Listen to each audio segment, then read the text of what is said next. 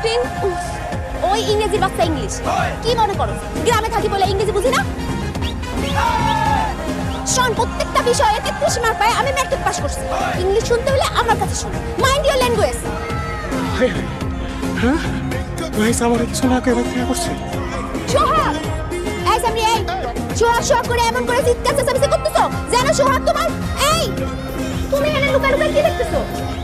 এদিকে আসো আচ্ছা দেখো এরকম বেটা মানুষের মতো পোশাক পরে এই পেটে মানুষের তোমার নামে এমন করে চেঁচামেচি করতেছে যেন সে তোমার বিয়ে করে বড়